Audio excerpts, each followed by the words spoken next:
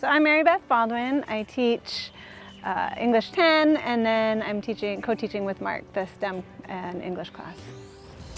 I'm Mark Bulow. I teach STEM and STEM 2 and chemistry, other sciences in the past. How we arrived at this class was through a faculty meeting where I was struggling reading through my capstone students' projects. And Ms. Baldwin was like, oh, I would like to actually help with the writing portion of that class. So then we're like, well, maybe you can help me teach the class. So we pitched it to our admin and they were like, sure. We started this course pretty, we didn't really know where we were going, but I think we both kind of embraced that a little bit and we're fine with it. Because even from the first day of school, we're kind of like, so wait, are we going to do half the class STEM, half English, and then join it at some point? And then I remember, because we were like, well, it's probably important for the first day that we're together. So let's just plan the first day as 1-2 block course, and then we'll go from there. And going from there, we never ever split the class. It was always just one class. You know, we really saw the need with our capstone students really in doing this technical writing. They really had never had that experience with a real research paper.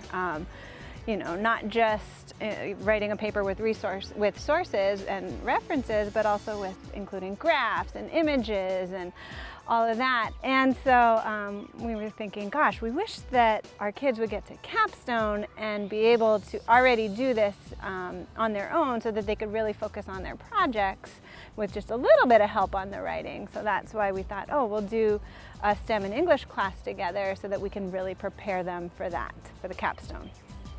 I guess it was 2 years ago. This was before we partnered up, I took the STEM 2 class on a field trip to ACOM, engineering firm. And Chris took us around and showed us stuff, and he was talking about the importance of having communication skills for these engineers, because historically engineers are very quiet and just math brains. But he said times have changed, right? Engineers are actually talking to clients and pitching ideas and have to be very creative. So the field has changed, and I was like, wow, that's what we're talking about at HTA. Yeah, and then this year we took the kids again on the same field trip and to ACOM, and this time Chris brought in 3 or 4 current engineers that were somewhat recent graduates from college, and they were talking about what they do and what college was like and how it prepared them. And I actually asked them how much writing they did in their jobs, just to see. And they said 90% of their jobs are communication. So that really opened the eyes of our students and just reinforced the idea that we have to be teaching our kids these skills that they're going to be using in the workforce.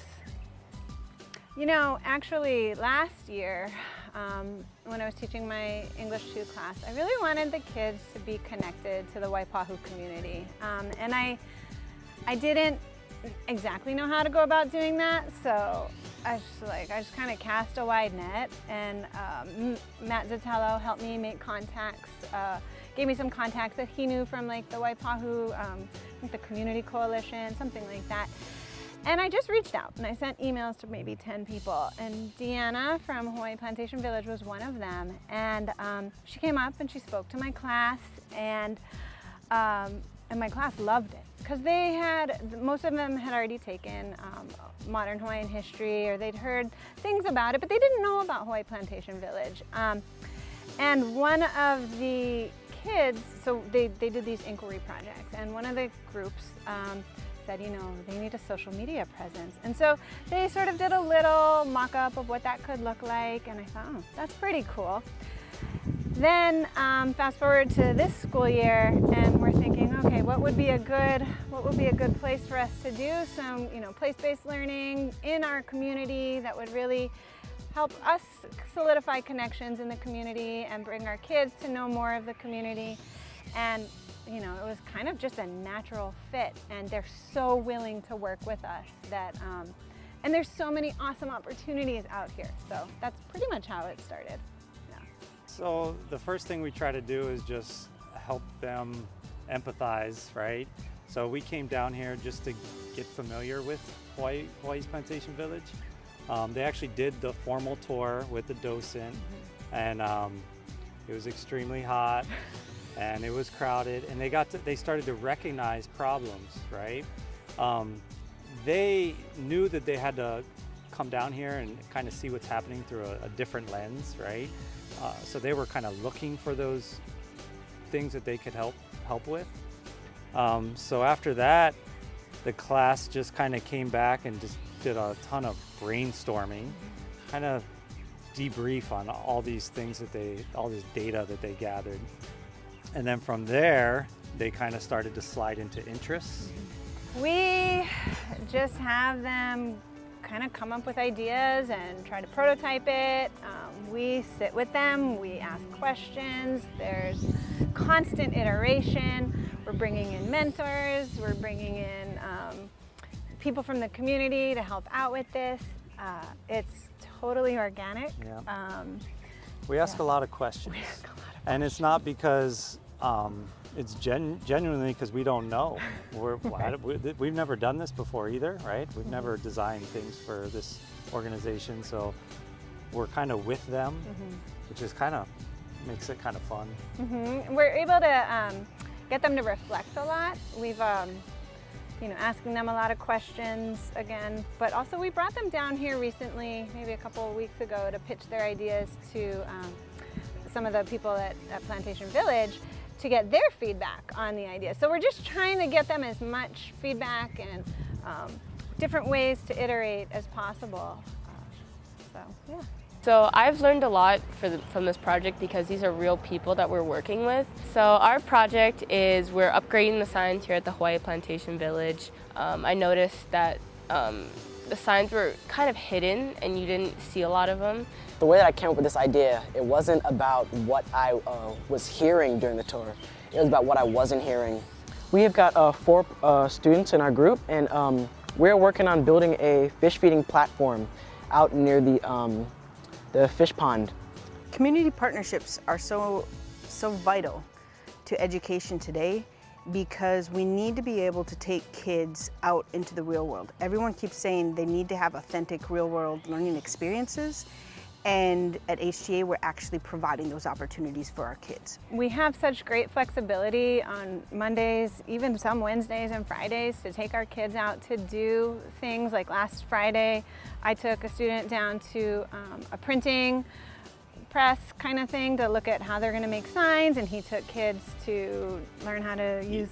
Yeah, so 2 Fridays ago, or was it this That past was just Friday? this week, This last past week. Friday, I took the group of 4 who's working on the pond platform. We went to USCAD, and they learned how to design their deck using the scans that they gathered from down here. They actually taught them how to do it. So they were there for about 3 hours on a Friday, learning Revit CAD program. Yeah, and so it's really awesome because we can get the kids to these places that that wouldn't be open to them likely, later in the afternoon. Because from Waipahu to get back into town, it would be like 4:30, and most places are closing up. Or on the weekends, they're businesses, and for our kids to actually get there, we need to be there when they're doing business. So that's a huge bonus for our flexibility. And then as far as the collaboration, we spend a lot of time together, and it just kind of happens. Yeah. Yeah, and finding those partnerships with USCAD and ACOM, and it's all happened organically, right? Just from friends that we have, and then they pass us on to other friends, and it's just a never-ending evolution of finding real-world businesses to work with.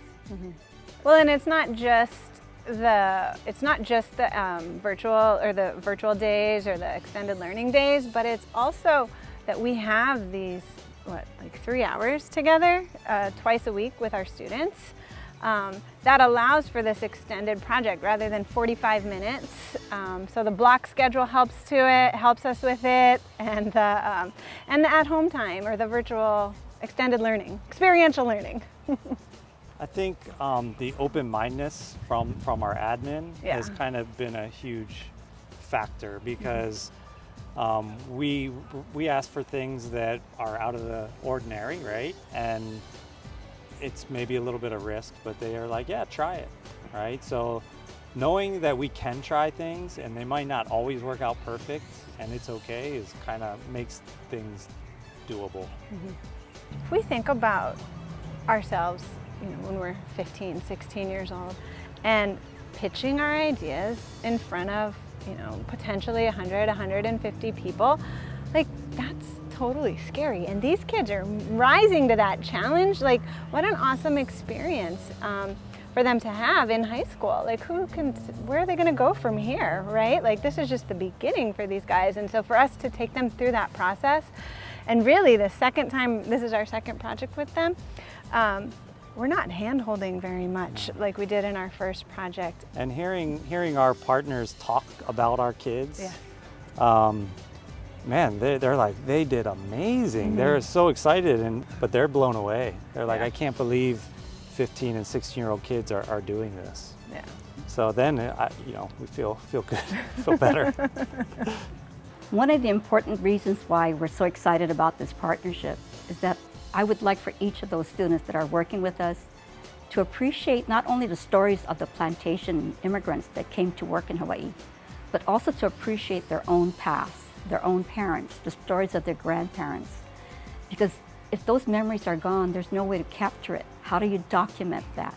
And how do you make those stories come alive for future generations?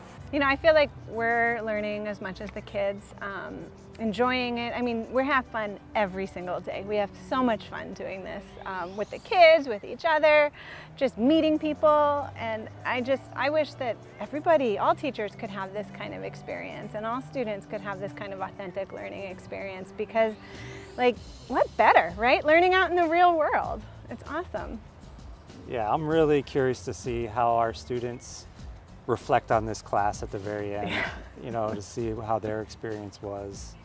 And hopefully they're very honest because it's got to be different than normal class.